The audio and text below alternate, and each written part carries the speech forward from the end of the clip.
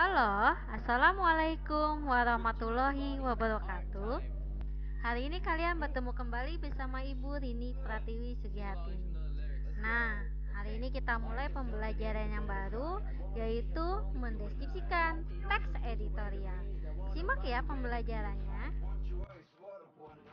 Tentu kalian pernah berpikir, apa sih itu teks editorial? Kamu tentu pernah membaca teks editorial di media cetak maupun online. Ada beragam informasi yang bisa kamu dapatkan dalam teks editorial. Beragam informasi itu dibuat oleh redaksi untuk menyoroti berita aktual yang sedang terjadi. Berita aktual tersebut harus aktual, fenomenal, dan kontroversial. Pembahasan dalam artikel tersebut biasanya disertai kritik dan saran terhadap peristiwa aktual yang sedang dibicarakan. Untuk membantu kamu dalam mempelajari dan mengembangkan kompetensi dalam teks editorial, silakan kalian perhatikan peta konsep slide selanjutnya ya dengan seksama.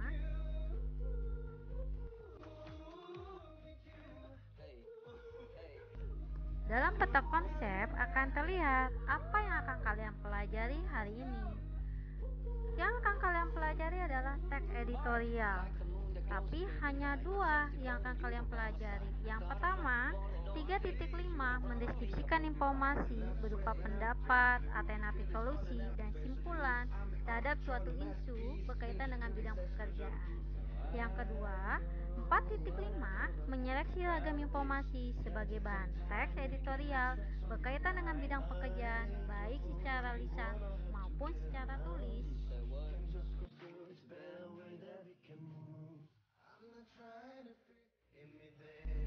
Indikator pembelajaran hari ini yang akan kalian pelajari adalah yang pertama, kalian akan mempelajari pengertian, ciri, dan jenis teks editorial.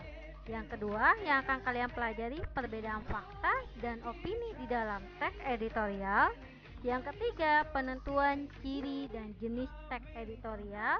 Yang keempat, mendeskripsikan informasi.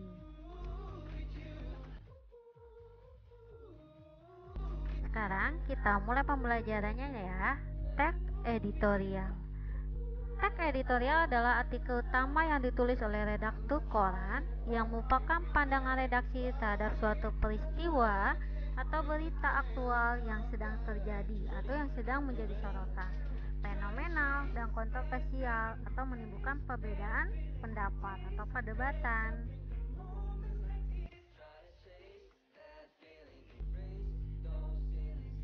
Teks editorial disebut juga tajuk rencana. Teks editorial dapat diasumsikan sebagai sikap institusi terhadap peristiwa yang dibahas.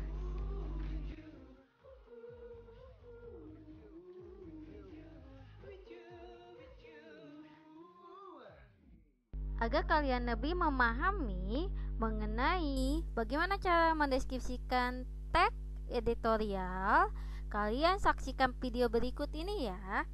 Video ini Ibu ambil dari catatan Najwa yang berjudul Kepada Tuan dan Puan Anggota DPR yang terhormat. Kalau perlu kalian bisa lihat linknya yang sudah Ibu cantumkan.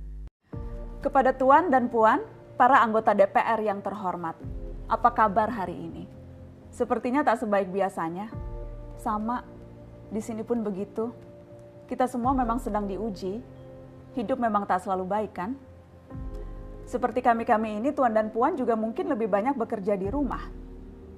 Kalau lihat siaran sidang atau rapat terbuka di gedung DPR sekarang sih kelihatannya banyak kursi yang kosong. Tapi biasanya juga kosong kan ya? Tuan dan Puan anggota DPR yang terhormat. Saya perhatikan parlemen-parlemen negara lain fokus melawan corona. Tapi rasa-rasanya isu-isu yang keluar dari Senayan belakangan kok kebanyakan tidak terkait corona ya? Kami malah membaca DPR bersemangat membahas isu-isu lain. Contohnya, rancangan Undang-Undang Cipta Kerja yang banyak ditolak karena dinilai mementingkan kepentingan investor di atas kebutuhan pekerja. Presiden Jokowi pekan lalu sempat menyatakan pemerintah dan DPR menunda pembahasan salah satu klaster di rancangan undang-undang itu, klaster ketenagakerjaan. Ini untuk memberi kesempatan mendalami substansi dan mendapat masukan dari banyak pihak. Berpegang pada alasan itu, maka sudah seharusnya klaster lain dalam RUU Cipta Kerja pun perlu ditinjau ulang. Karena yang lain juga bukan tanpa masalah, terutama dari perspektif lingkungan dan keadilan gender. Tidak cukup hanya menunda pembahasan satu klaster saja.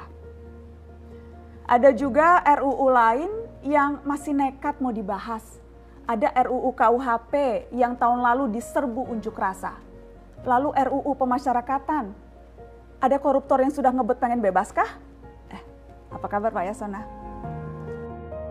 Terus terang saja, membahas undang-undang yang menyangkut hajat hidup orang banyak di masa seperti sekarang ini terlalu mengundang curiga. Gara-gara pandemi yang pada jatuh cinta saja berani menunda nikah loh. Ini kok DPR buru-buru banget kayak lagi kejar setoran? Tidak ada undang-undang yang tidak penting, semua penting.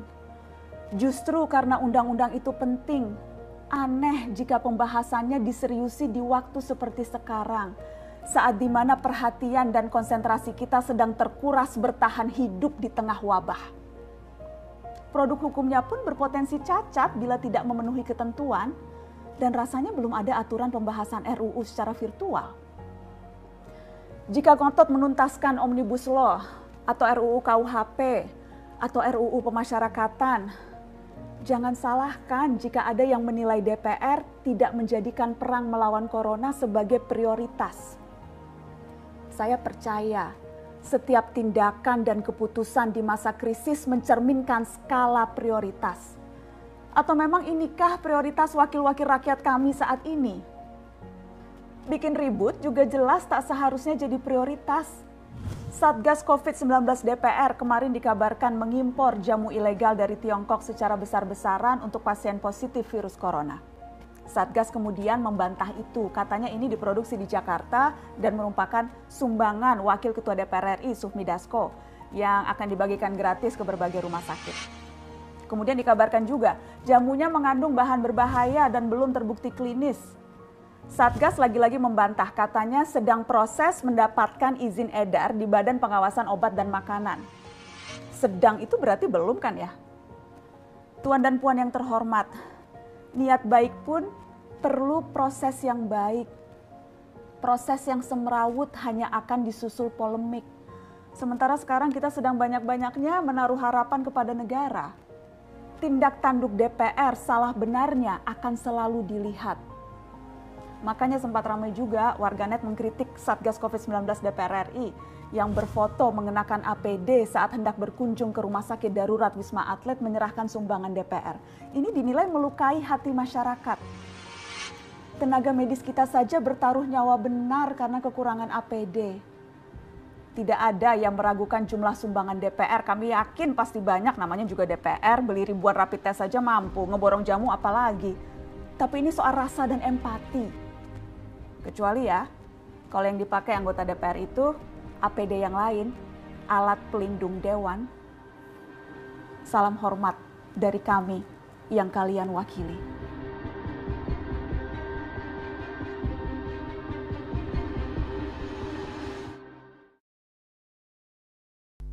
Setelah melihat tayangan video YouTube dari Najwa Shihab yang berjudul Kepada Tuan dan Puan Anggota DPR yang terhormat, maka kalian dapat mengidentifikasi isi editorial tersebut. Contoh dari Ibu adalah, di tengah pandemi seperti sekarang, anggota DPR justru bersemangat membahas sejumlah rancangan undang-undang kontroversial dibandingkan fokus dengan strategi melawan corona. Sejumlah rancangan undang-undang kontroversial tersebut antara lain rancangan undang-undang Cipta Kerja, rancangan undang-undang pemasyarakatan, dan rancangan undang-undang KUHP. Pembahasan undang-undang terlalu mengandung curiga. Tidak ada undang-undang yang tidak penting, semua penting. Justru karena undang-undang itu penting, terasa aneh jika pembahasannya di waktu pandemi corona ini, saat dimana perhatian dan konsentrasi kita sedang terkuras bertahan hidup di tengah wabah. Tak hanya nekat mengagendakan bahasan rancangan undang-undang kontroversial, tindak tanduk DPR di masa pandemi seperti sekarang ini banyak mendapat sorotan. Setelah kalian mengidentifikasi isi teks editorial kepada tuan dan puan anggota DPR yang terhormat di catatan Najwa, kalian dapat mengidentifikasi ciri teks editorial. Yang pertama, terdapat opini. Terdapat opini Najwa Shihab mengenai peristiwa anggota DPR yang lebih fokus membahas rancangan undang-undang kontroversial dibandingkan strategi melawan virus corona. Yang kedua, terdapat ulasan atau penjelasan. Penjelasan Najwa Shihab mengenai anggota DPR yang sibuk mengurusi masalah lain daripada mengurusi rakyatnya terhadap suatu masalah yang dimuat, dalam hal ini rancangan undang-undang. Yang ketiga, mengandung pikiran subjektif atau kritikan Najwa Shihab mengenai tindak tanduk DPR di masa pandemi corona ini.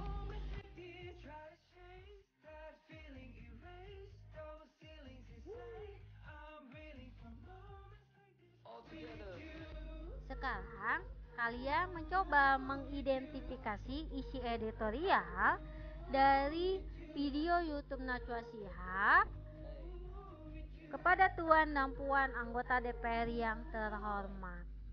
Sebelumnya kalian pelajari dulu nih. Berdasarkan golongan atau sifatnya, teks editorial dibagi menjadi dua, yaitu sebagai berikut. Yang pertama, teks editorial golongan vers menengah ke atas atau vers yang berkualitas dengan ciri-ciri. 1. Hati-hati atau tidak menyebut nama orang yang sedang dibicarakan. 2. Normatif menurut aturan yang berlaku. 3. Cenderung konservatif, bersikap sesuai keadaan serta mempunyai ciri khas tertentu dan tradisi.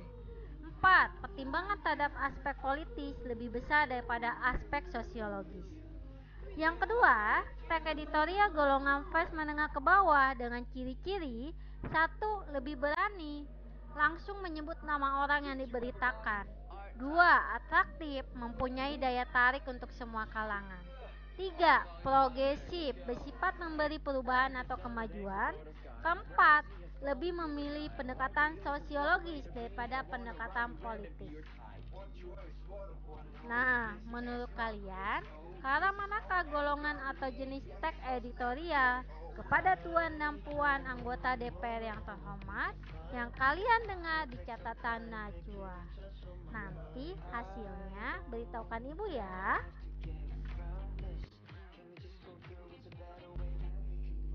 Ada sebuah kalimat inspirasi dari Malala Yousafzai. Dia mengatakan, ketika seluruh dunia terdiam, bahkan satu suara pun bisa menjadi nyaring atau kuat. Begitupun kita dalam mengungkapkan opini atau editorial. Ketika semua orang diam dalam menyikapi masalah, suaramu akan terdengar ketika kamu mengungkapkan masalah tersebut. Jadi, jangan takut untuk menyuarakan pendapatmu. Sekarang kita belajar membedakan fakta dan opini dalam teks editorial. Tentu kalian tahu, teks editorial selalu mengandung fakta dan opini karena mengandung fakta peristiwa sebuah berita yang akan dijadikan bahan teks editorial. Fakta-fakta ini dianalisis untuk menghasilkan sebuah persepsi redaksi. Persepsi ini ditunjukkan dengan berbagai argumentasi agar nilai opini bermutu tinggi dimiliki teks editorial. Kemudian, redaktur memberikan pendapat dan saran yang ditegaskan pada paragraf terakhir. Berikut penjelasan mengenai fakta dan ini agar kalian bisa membedakannya saat mengidentifikasi informasi dalam teks editorial. Perbedaan fakta dan opini.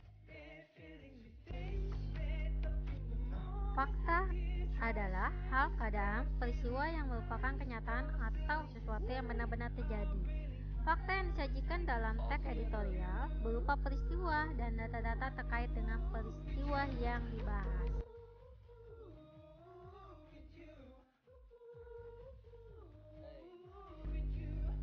Opini adalah sesuatu yang kebenarannya masih perlu diuji karena masih berupa pendapat seseorang.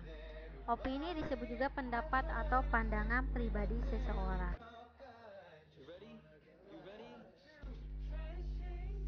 Ciri-ciri fakta. Satu, benar-benar terjadi. Yang kedua, waktu, tempat, dan tanggal peristiwa jelas.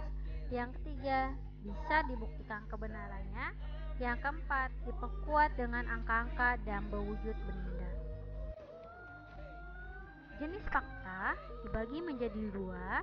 Yang pertama, fakta umum adalah informasi yang berisi fakta yang masih umum, belum teruraikan secara khusus mengenai nama tempat, objek, peristiwa, dan lain-lain. Contoh, ayah pergi keluar kota. Nah, di sini kotanya belum ketahuan, masih berupa umum, masih luar kota. Yang kedua, kemarin adik kelas itu memenangkan kejuaraan taekwondo. Nah, kejuaraan di sini taekwondonya yang di mana? Apakah antar sekolah? Apakah se-Jawa Barat? Apakah se-Bogor Raya? Kita belum tahu. Nah, di sini juga adik kelasnya kita belum tahu adik kelas yang mana yang memenangkan kejuaraan taekwondo itu. Yang kedua adalah fakta khusus, informasi yang berisi kejadian yang dijelaskan secara detail dan terperinci. Contohnya, ayah pergi ke Yogyakarta. Luar kotanya udah diberitahu nih, Yogyakarta. Contoh yang kedua, kemarin Rani, siswa kelas 10, memenangkan kejuaraan taekwondo antar sekolah se-Jawa Barat. Sudah diberitahu nih, adik kelasnya siapa, di kelas mana, kejuarannya apa, antar sekolah, dan ada di mana, misalkan se-Jawa Barat. Berarti sudah secara khusus. Nah, sekarang ciri-ciri opini nih. Kebalikan dari fakta, ciri-ciri opini itu yang pertama belum benar-benar terjadi. Yang kedua hanya berupa pendapat. Yang ketiga belum bisa dibuktikan kebenarannya. Yang keempat keterangannya belum jelas. Misalnya keterangan berupa angka, tempat, dan lain sebagainya.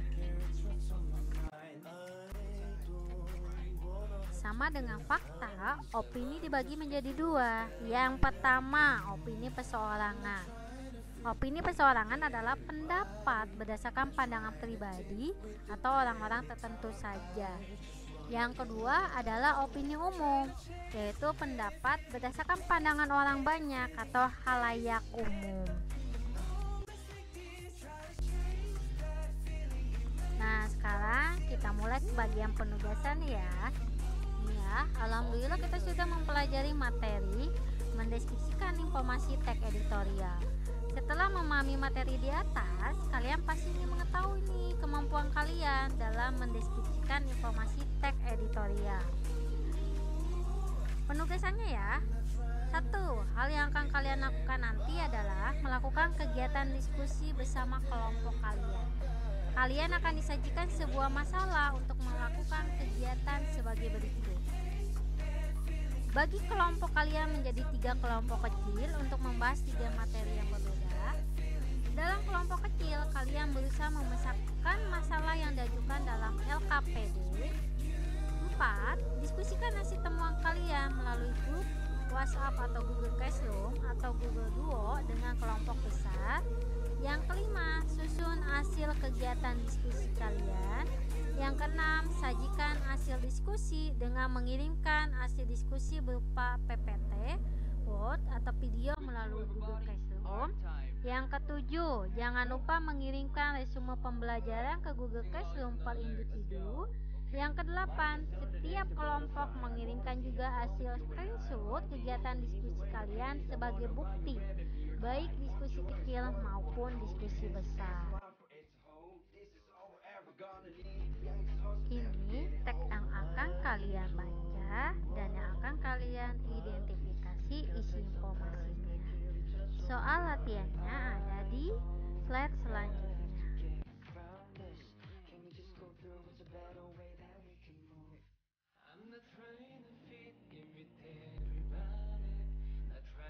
Setelah kalian membaca teks editorial yang telah Ibu bagikan, kalian harus berusaha.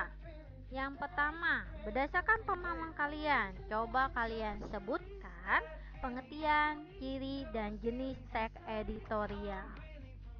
harus pendapat kamu ya. Yang kedua, apa perbedaan fakta dan opini?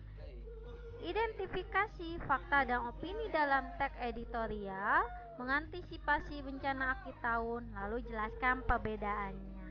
Isi dalam tabel berikut. Yang ketiga, coba kalian tentukan ciri dan jenis teks editorial.